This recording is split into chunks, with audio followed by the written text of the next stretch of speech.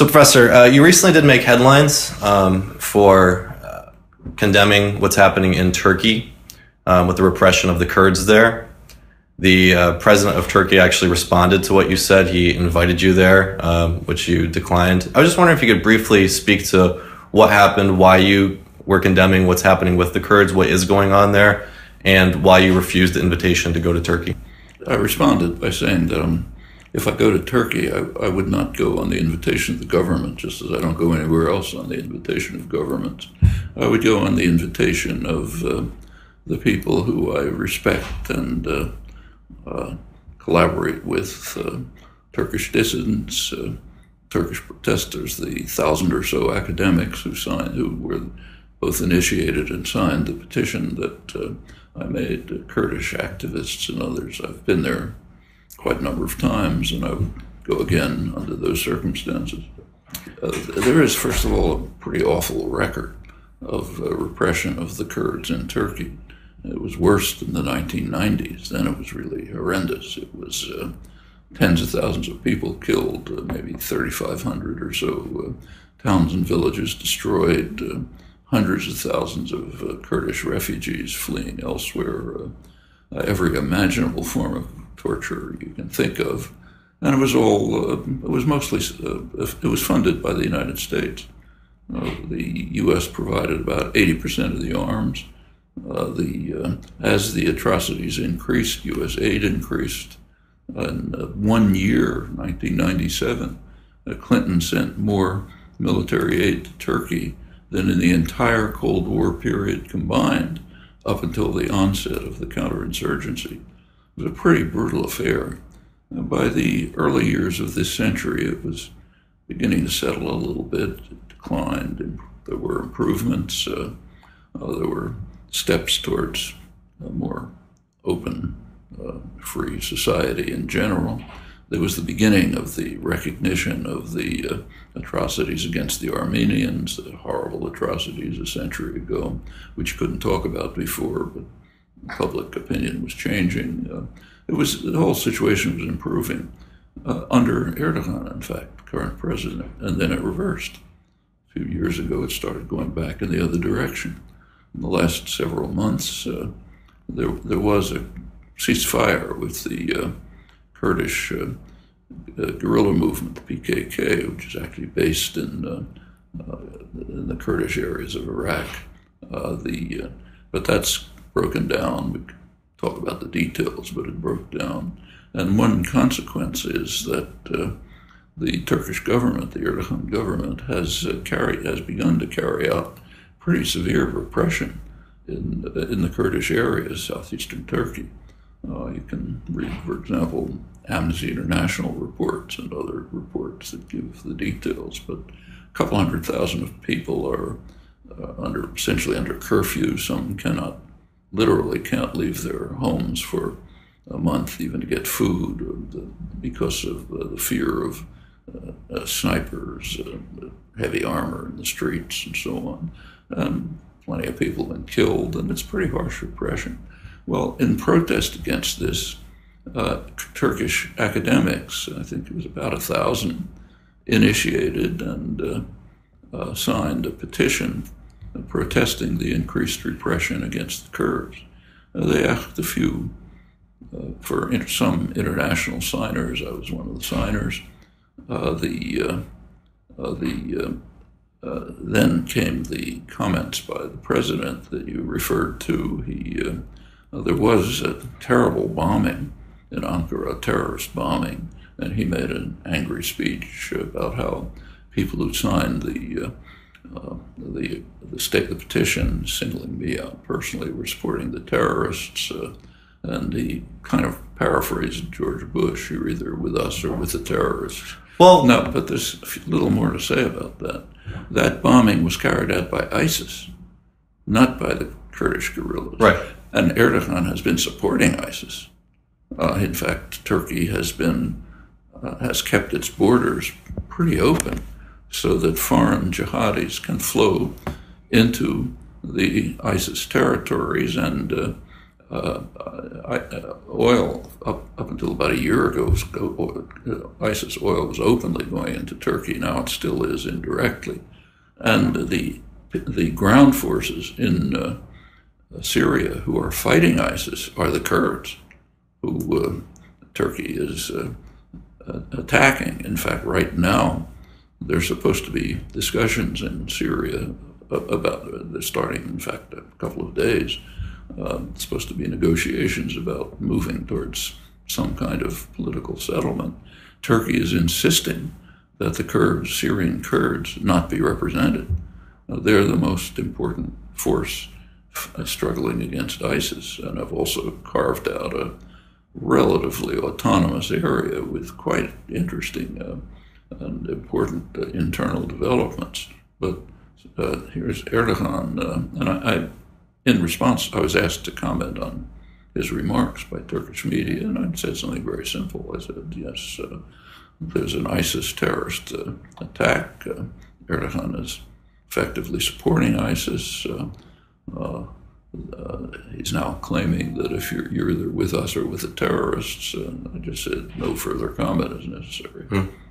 Well, I did want to ask you a little more broadly about what's going on with ISIS and the Middle East, because it seemed like after the Paris attacks, the entire world seemed united against ISIS.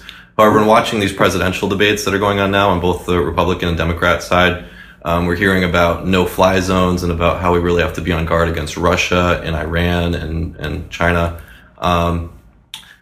I mean, I know there is some dissent. I know Bernie Sanders is saying we need a broad coalition, including Russia, including Iran. I'm just kind of curious, why do you think that the United States is so hesitant to work with Russia and Iran to stop what's happening in Syria, to stop ISIS?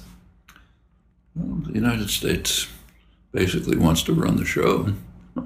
The U.S. is the most powerful country in the world. It's far and away the most powerful military force in the world.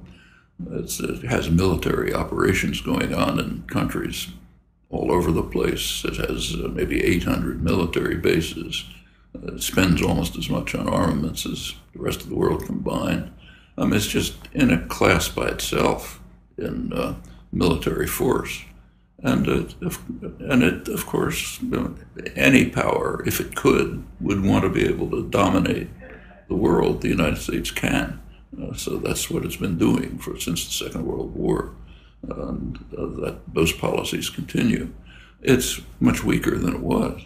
The ability of the U.S. to control and dominate has declined significantly. And in the Middle East, everything the U.S. has done recently has been a complete disaster for itself and for everyone else. The U.S. invasion of Iraq in 2003 is surely the worst crime of this century. Killed hundreds of thousands of people, practically destroyed the country, created hundreds of, maybe millions of refugees. We don't know the exact number, but a huge number.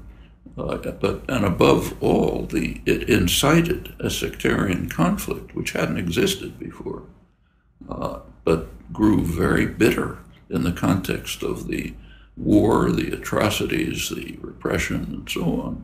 And now it's tearing the country apart and tearing the region apart. And one of the outgrowths of this is ISIS. It's not that, there are, in the Middle East, you commonly hear the U.S. created ISIS. Well, not quite. It laid the basis out of which ISIS emerged. And now it wants to control the situation. Iran has been an enemy ever since 1979. 1953, the U.S.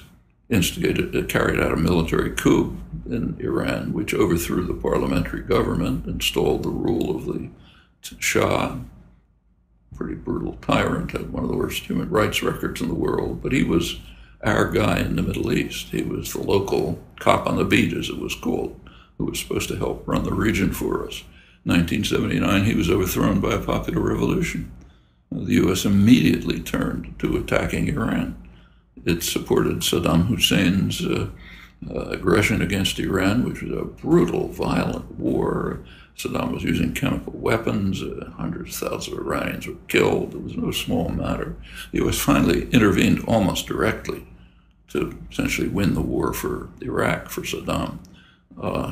Shortly after that, the new president, it was then George Bush, the first Bush, went to the extent of inviting Iraqi nuclear engineers to the United States for advanced training in nuclear weapons production. A horrible threat to Iran. Well, Saddam then became an enemy, but Iran stayed an enemy. Harsh sanctions and so on. Now there's a bit of an opening, but if you look at the difference between the way Europe and the United States are reacting to the new opening, it's pretty dramatic. U.S. simply barely willing to take part. And of course, the Republicans just want to kill it all. Well, that's the issue over Iran.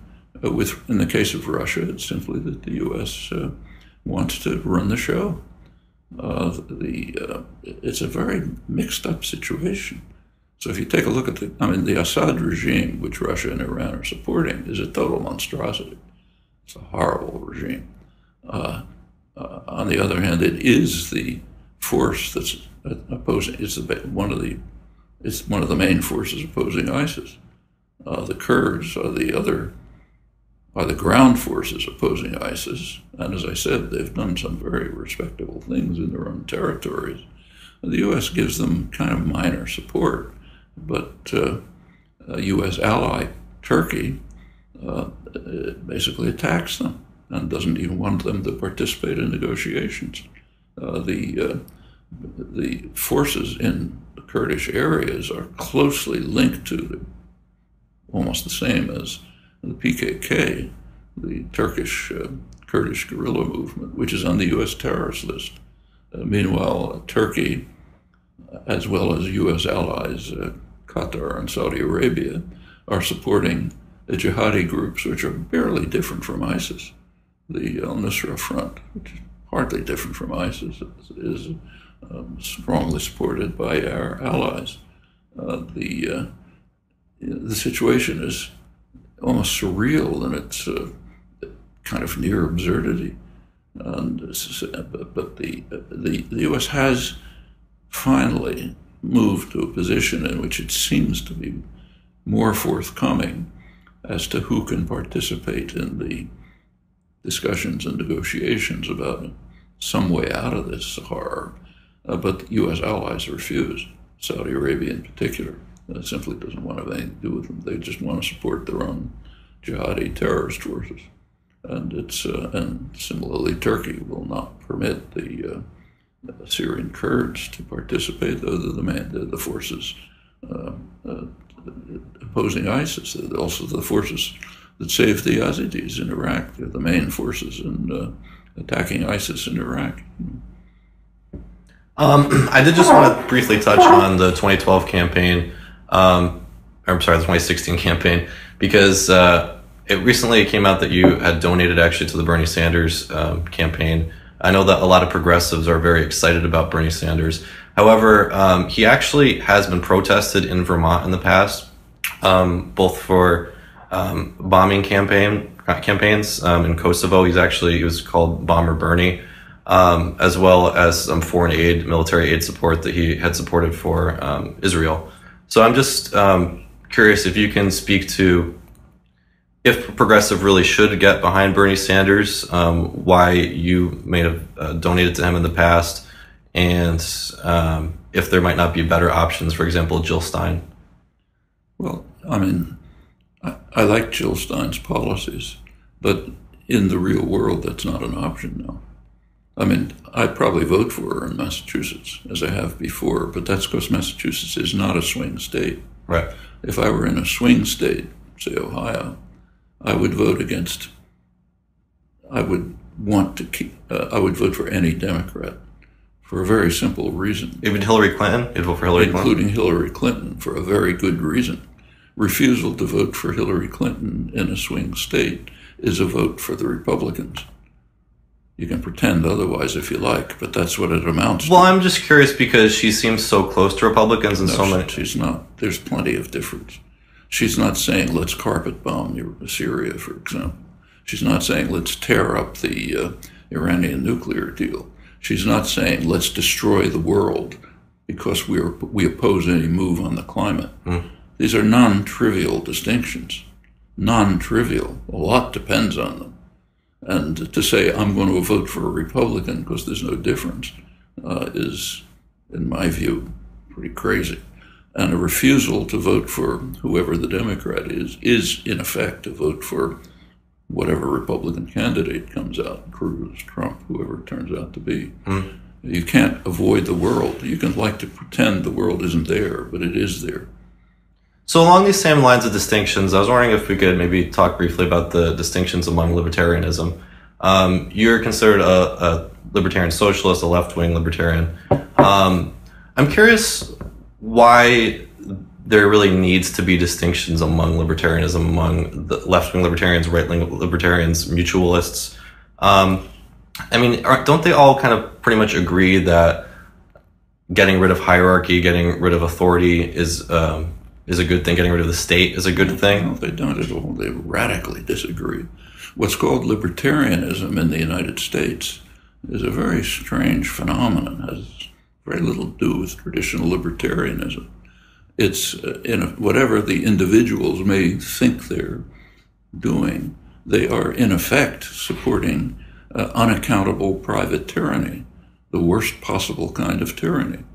They're supporting the opportunities for amassing private power without limitations, corporate power. They want no constraints on it. Again, we live in the world, not in Mars. We live in this world.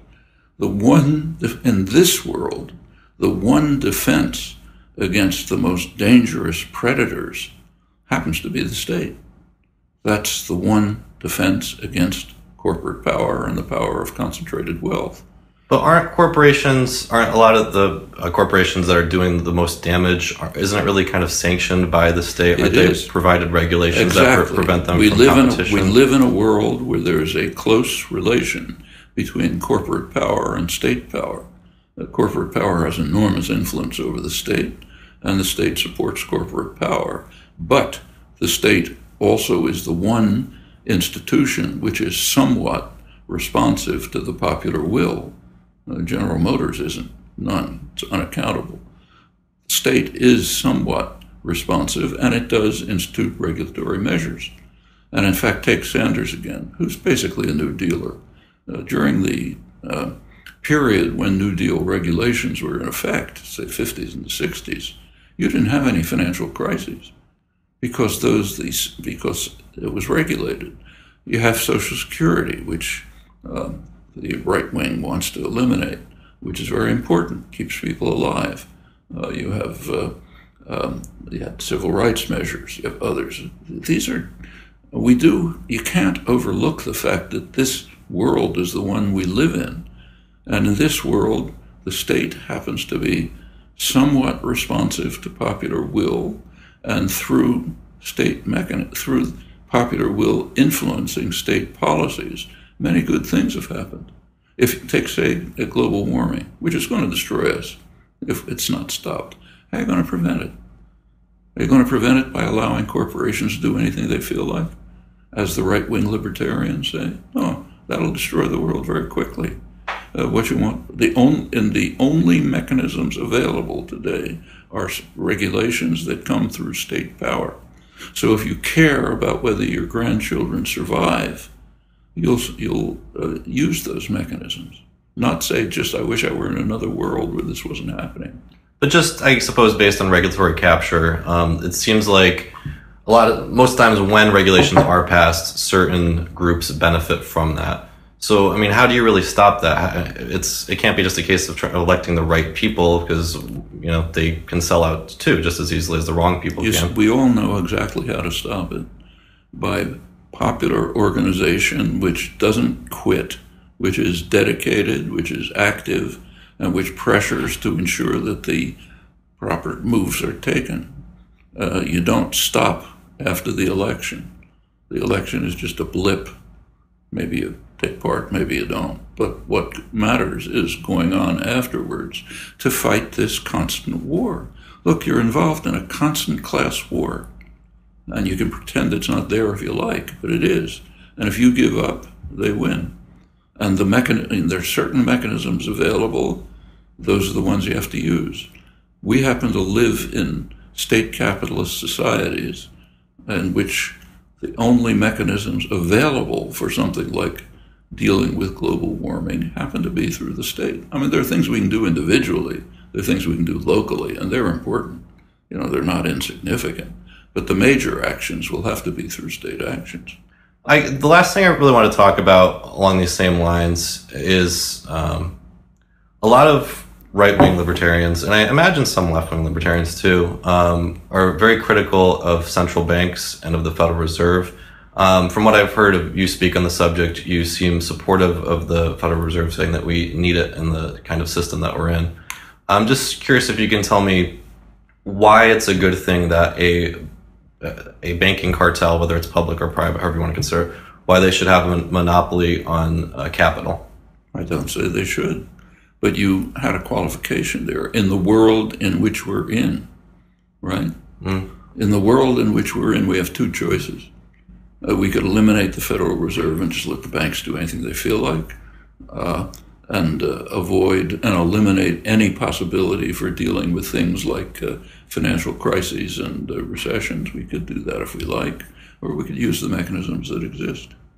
You can't say, gee, it would be nice if we had another world in which these things didn't happen, but we have this world, right? Well, there are examples that, for even in Massachusetts, there's something called Berkshires, which is a local community creating their own currency, and which is, I think, a form of organization. So, I mean, wouldn't that be a good thing if local communities create? If local communities can do all kinds of things. In fact, many good things happen locally, much more important than that, in my opinion. So take the spread of worker-owned enterprises in the old Rust Belt, particularly. Could happen here, too. The development of cooperatives. These are very important developments. They build the seeds of what could be a better future society. But that's certainly worth doing. But that does not change the fact that we have major decisions to make.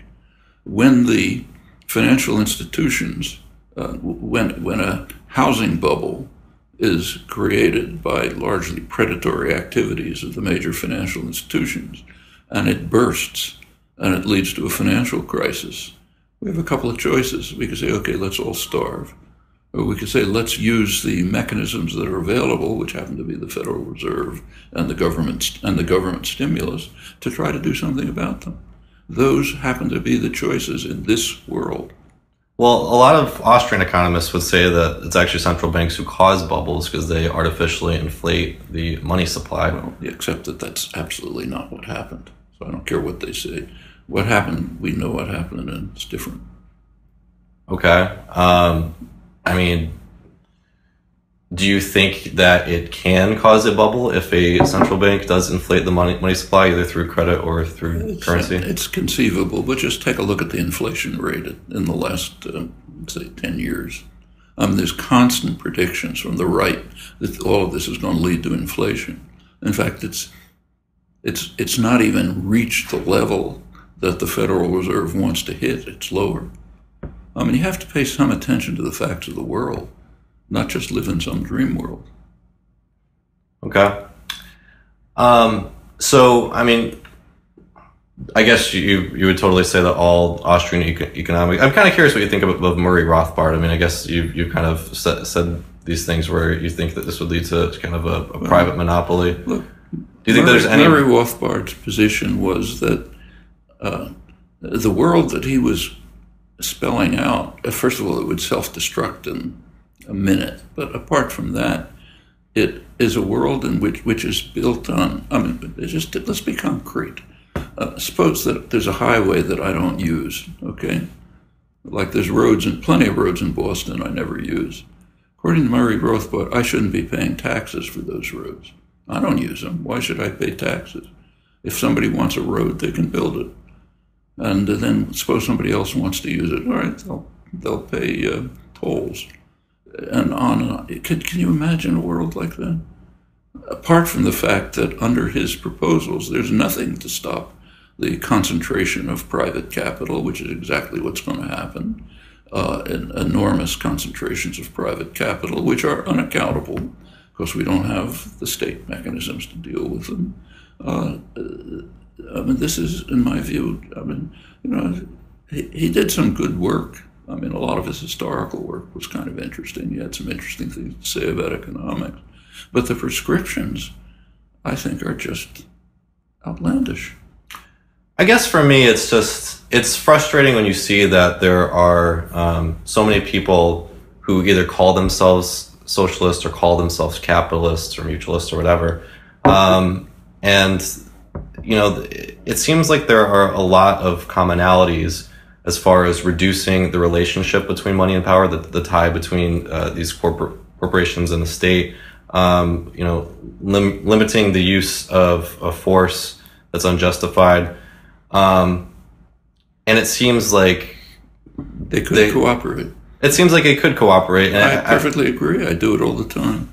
I mean, for years, after the collapse of the 1960s left journals like Ramparts and others, there was nowhere for me to publish. I was publishing in a right-wing libertarian journal for years. I had no objection to that. We agreed on a lot of things. But you think it would lead to tyranny? What? But you're saying that you know, it would lead to tyranny if we were to embrace those philosophies. Yes. But you know, I can also write. Say, if I write for the New York Times, doesn't mean I support their views of the world. Mm.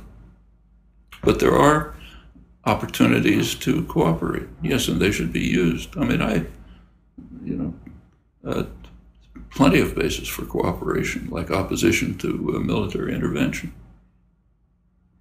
opposition to the kind of state power that subsidizes and supports predatory and destructive corporate institutions.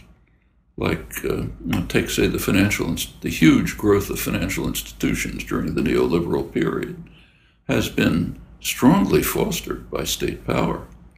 As you may know, there was an interesting IMF study a couple of years ago, International Monetary Fund, which investigated profits of top U.S. banks and found that it almost entirely comes from indirect taxpayer subsidies through, among other things, the implicit insurance policy. Sure, I oppose that. But that all doesn't mean that I'm in favor of eliminating Glass-Steagall. No, I'm not. So you have to make decisions. If you care about people and their fate, you have to make choices on the basis of what opportunities exist. Okay? So we can say, gee, I don't like state power, I'll get rid of welfare. No. That's not the right answer. So besides welfare and besides financial regulations, are there any areas of the government that you do not want to cut? Yeah, I'd like to have roads, for example. I'd like to have public schools. I'd like those to grow and develop. Many things. Okay. In fact, take what you're using over there, that computer. Excuse me, Avi. It's 12:15. Yeah, I'll leave it. I'll just finish. Take the equipment that you're using. Where do you think that came from? It came from the dynamic state sector of the economy, substantially. From places like right where you're sitting, in fact, under government funding. Okay, you'd like to have a world in which things work differently. How about this world? Makes sense. Well, thank you very much, Professor. I do appreciate your time.